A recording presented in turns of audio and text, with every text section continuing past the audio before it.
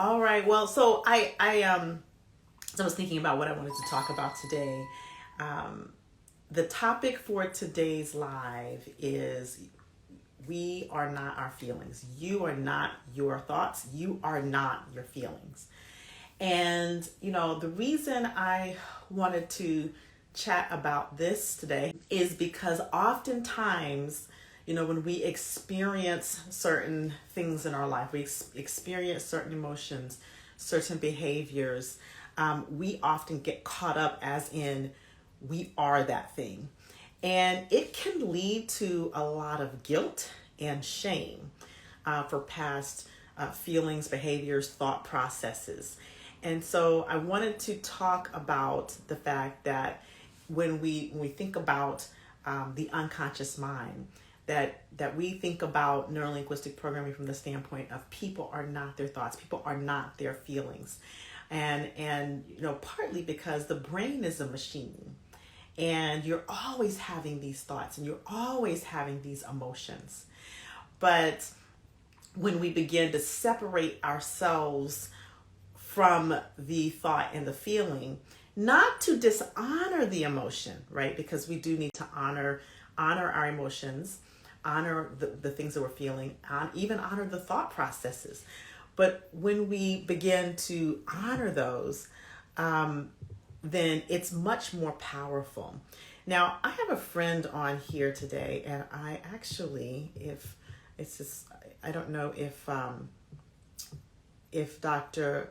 Andre is actually available to make a request. And if she is available, we might have this conversation together because um, she and I are of one mind in many, many things. So, Dr. Leroy, if you are available, I'd love for you to join me in this conversation. Ah, there she is. Hey,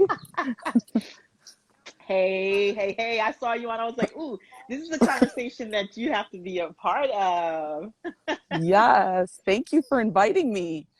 Yes, Absolutely. it's so true. I was just thinking that this morning, like, oh my gosh, I'm so scared to post and share myself as I share my business or ask for what I want. And these emotions can sometimes take over Hmm. and really just paralyze me. Mm, same, same. And I think it's like when we start to recognize that the emotions are they're just emotions that like they're not who we are, right? They're just these sensations that come based on the release of certain chemicals in our body and certain past experiences. But really, we can have power over that, right? Especially by naming it. I think it's powerful to name what we're feeling. What about you? I feel the same way, naming what I'm feeling and accepting it, because once I accept it, as opposed to try to analyze it or go down that rabbit hole of negative emotions, if I'm just like, Hmm. okay, this is where I am, and how do I elevate out of this? And so Yes, that's why yes. your work is so powerful, because you help and assist people elevate out of their current state into a higher state of consciousness. Yes, and girl, look, you do too. Which is why I have you coming on this conversation with me. I was like, we're of one mind, and sneak look sneak preview for all watching. Stay tuned for 2022 because this doc and I are going to be having a major retreat, spiritual retreat. So it's going down. I'm Yes. super excited, but I think that it's so important for us to really get that you know when we honor that emotion, when we speak it out, it really has less power over us. I know for myself, every time I start a new journey, like even I'm getting ready to launch this new class, NLP class training coming up. It's another round of it in Mm-hmm. April and in June.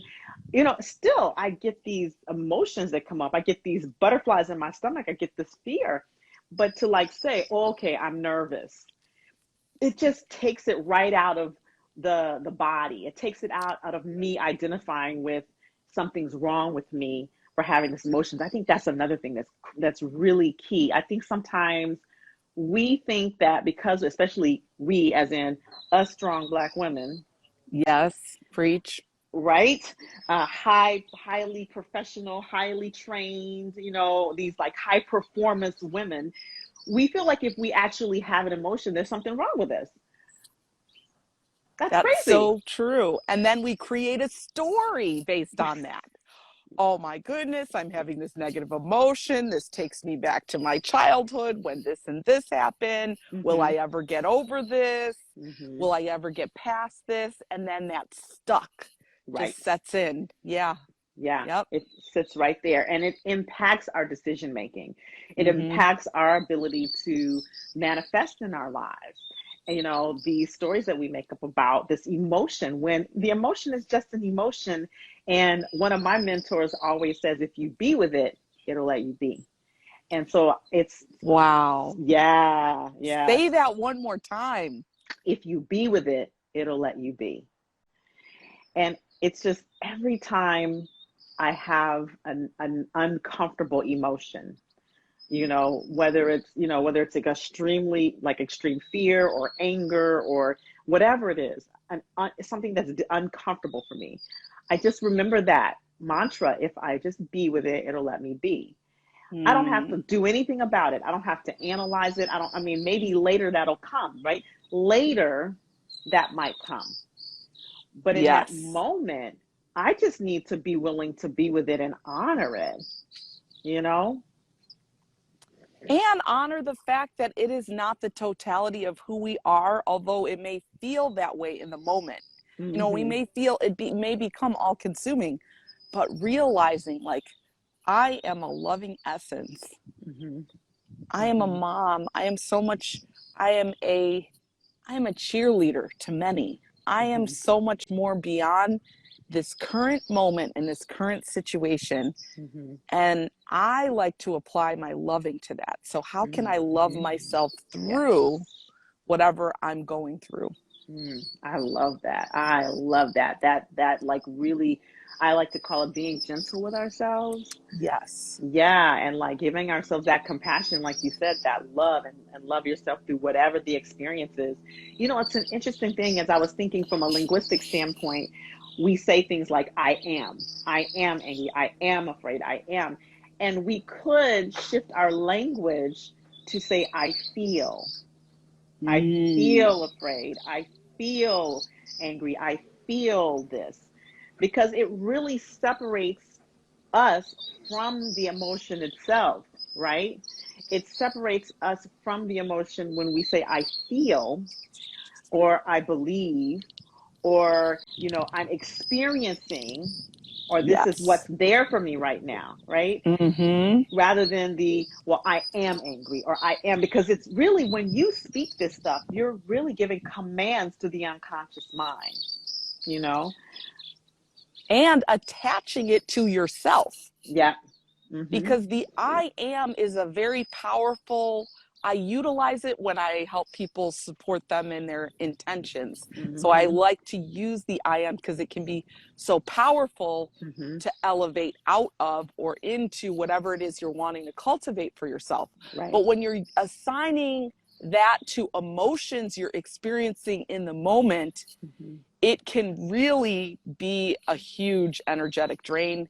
It Mm-hmm. can bring you into a sadder state or what we call a lower emotion Mm-hmm. and really take you out of that flow and that peace and that love that is really who you truly are. Yeah, absolutely. Absolutely. And I just love what you said, like we can use the I am to invoke more positive states, more positive outcomes, more positive intentions, right? So there is a purpose for the I am, and we want to make sure that we're using the I am wisely. Yes. Yeah. And that's so powerful what you said there, right? And Mm-hmm. so, it's like, I think for our audience who's listening, and for those who are going to be listening on the back end for IGTV, I think that's a good bit of homework, because I like to give homework. Oh, yes. The queen of homework. But to like really start to listen to when you're experiencing an emotion, when you're experiencing a thought process, and using the proper words, using the I feel, using the I think, using the what's occurring for me right now or I'm experiencing, to like really separate yourself from that thing. And then it gives you actually a different perspective when you say I feel. My son is really good at I feel, man. I have to give it to him. He's really good at I feel. I feel sad, mommy. I feel a mix of emotions, mommy. I feel everything. I feel sad and mad and happy all at the same time. I'm like, that's pretty dope, 6-year-old. Yes. And what is so dope about that is that you have allowed that space. See, a lot of us grew up in spaces where we weren't allowed to feel, or when we showed the emotion, it was like, it was shut down, stop your crying, I'll give you something to cry about. And so we're learning through this to really reorient ourselves. And so it's really powerful, not only for us, but the next generation. Yeah. This is how trauma gets stuck. Yes. Yes. I mean, like this is breaking cycles of communications for our kids. I mean, this is why I do this work. I mean, look, your daughter is amazing because I've, like the meditations that she does, I've heard her speak, right? It's to be able to see when we look at our children like, oh, this is what they're modeling. Because folks, that's what we're doing. We're modeling behavior. So why is it so important to do this personal development for ourselves? It's for the people who are coming behind us, whether it's your kids, whether it's your nieces or nephews, whether you're a teacher, you're modeling for the next generation. And so it's so important to like take on these little things and really dive deep into what it is that could be blocking the path for you to be your highest self, right? Yes, because we all know we have that dream, we have that vision of what we want our lives to look like. And how close we are to realizing it is really dependent on a lot of what we're talking about right now. So. And look, and here, my son just lost a tooth. My daughter lost a tooth yesterday. Oh, Dr. Andre saying that her daughter lost a tooth yesterday. Well, congratulations, son. You're going to go back to class now. Good job. Yeah. Hey, okay, get your yellow packets. Okay. Bye. See you after class. So, okay, bye. So, love you too. Yes. Look at that. It's so funny because we were talking at lunch. Since he's home, by the way, this is 1 year. We're going to celebrate a whole 1 year anniversary of schooling at home in March. Can you believe it? I know. But it's interesting because I'm actually pretty glad, in a sense that I've had the opportunity to experience him being at home. Because this sort of brings me to another point of advocating for our kids in school. And my son is in kindergarten. Imagine starting kindergarten online at a new school, right? Woo! Yes. Woo. He's in kindergarten, but he completed Montessori last year at the kindergarten level. So he's basically, because his birthday is in October, he's starting kindergarten at the first grade level. So now I've had to really advocate to his teacher to give him more challenging work. It's very, very interesting phenomenon. But we were at the table because his tooth has been loose for quite some time, and he was irritable this morning, because he couldn't eat and the tooth was hurting. And it's interesting. So we talk about, we're not our feelings, right?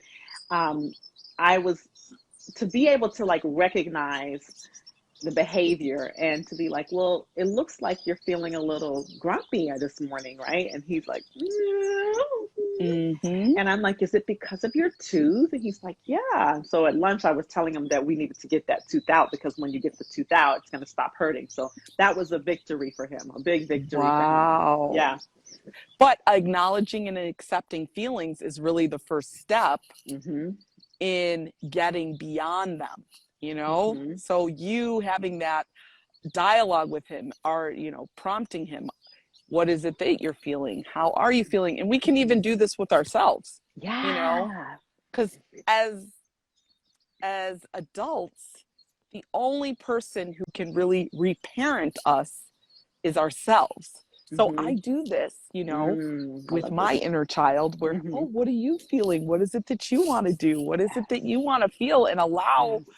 that aspect of myself to be expressed. Mm-hmm. And then I can move forward much more whole and Mm-hmm. integrated Mm-hmm. and not feeling all this confusion within myself. Yeah, I love that. And I love the how you talked about like reparenting ourselves. Mm-hmm. It's so key. And what I'll say is it's not to like, it's not to. Oh, you're gonna give me the tooth? It's I need to give it to you because it's kind of in my way in my class. okay. Well, we'll stick it under your pillow tonight for the tooth fairy. All right. Yes. You might get some money. All right. Peace out. So, but yeah, I think that, and I just like completely forgot what I was saying. I think we were talking about, inner child, reparenting. Yes. Mm-hmm. It's not to say that like want different parents, because I do believe that the experience, right, that we've had has created us to who we are now, right? Yes. That's how we write our story. But to like the power in, well, you can now reparent the inner child. The power in that is so strong because you really give yourself permission to allow the inner child to experience and feel what they're feeling. And then you, as a parent with new skills, new behaviors, new what's the word? Intuitions and insights, get to reparent from a different space yourself. And I think that actually gives us as parents more room to be compassionate with our kids too. Yes. Because it just allows this space for, like, all of us have things. And as a parent, I truly now have a lot more compassion for my parents and what they had to go through, and just being able to bring up a child in the world. Mm-hmm. But in giving myself that space, now I'm not going to look outside of myself for a man to take care of it, Mm-hmm. friendships to take care of it, Mm-hmm. to feel the fulfillment from my job. Mm-hmm. Because I'm in touch with that part of me, I can actually do that for myself. Yeah. Yeah, absolutely. Oh, you muted out for a second. Okay, say that again. You muted out for a Oh, it minute. just takes me into a huge state of moving out of being dependent on others and Yes. Yes. being moved from that to independent, but not independent and I could do it all myself, Right. but more like interdependent. Like, I move forward from a healthy space. I have healthy relationships, and I'm not looking outside of myself for something, some person, some scenario that's fleeting to soothe me or make me who I am or what I am. I think that's so powerful. And it even like, goes back to when we really stop identifying ourselves as our emotions or as our thoughts, then we can really look at, well, what is it that we need to be empowered so that we can attract the kind of people that are complementary in our lives, whether it be friends Yes. or partners or whatever. And each person that you attract, there's a lesson in that relationship. So Yes. then what is the lesson in that relationship? Because you're not looking outside of yourself to soothe an emotion or to complete you, right? Mm-hmm. You are whole and perfect and complete within yourself, and you're having an experience, and then you invite someone or you attract someone that's having a complementary experience for your soul to learn and get the lesson on. Yeah. Just such pearls today. I know, Dr. I know. Maisha, I am like, you are just dropping the gems. Girl, And I'm as are out you. here in nature. I don't know if you guys can hear the birds. Yes, it's very relaxing. It's Yes. very relaxing. Oh, we got a question here. We got a question. Okay. And what do you do when you feel like you've outgrown your partner physically, mentally, emotionally, but you still have love for them? Do you continue, or do you find other places to succeed in life? and hope that they will eventually meet you there? That's a great question. That's a really good question. Do you have a thought about that, Dr. Andre? Well, I really, I would want to know more Mm-hmm. first and foremost. But the other thing I think that one of the principles I learned in spiritual psychology is that our outer experience Mm-hmm. is a reflection of our inner reality. So Mm-hmm. if the relationship is really mirroring back something to you, where in your own person have you fallen out of love with yourself? Where in Mm-hmm. your own person have you not been as, kind, excitable, compassionate? Where have you not lit the fire within yourself? And Mm-hmm. so if we're looking at it from that vantage point, if you feel like your side of the street and you taking care of yourself is clean, then yeah, it might be time to sit down and have some conversations, not just ditch out because you want to Right. know you've done everything you can, but Right. in terms of really exploring, like, how do we get back on the same page? How do we move forward? How do we recreate life possibilities for ourselves Mm-hmm. in this new state of being? I love that. It reminds me of one of our presuppositions of NLP, which is perception is projection. Mm-hmm. It's exactly what you said. Like, we create the people in our lives based on our perception. And if we are perceiving that we've outgrown, or we're perceiving a certain thing about our partner, then it's really usually time to look at, well, what are the aspects of yourself that you're outgrowing that it's time for you to look at, to shed and create new life in. And, Yes. it's like I always say, everything, most things, pretty much most things, I think everything really can be resolved in communication if both partners are willing to listen beyond just getting a point across or being right, right? And so I think what you said is just gold, is like, looking back inside of yourself and looking at where maybe do you need to light the fire? Where is it that you're outgrowing certain aspects of your being? What are the insights you gain from there? Being in communication with your partner, but from the space of, and after you've examined yourself, from the space of, this is what I'm experiencing, and really get the other side of it. Yeah, because we never want to make decisions based on, and I've done it before and it doesn't pan out well, based on wounding. Mm-hmm. You hurt Mm-hmm. me, and so therefore, because that pattern will just continue to play out in our lives if it's a projection. And Mm-hmm. so is there a way, sorry, outside on my walk, but is there a way to just, how exactly can I just use this experience that I'm feeling inside of myself, not to make any rash decisions, but to do all the healing I need to, and to see from that place, from a healed place, is it time to move on or move forward in a different way? Right, right.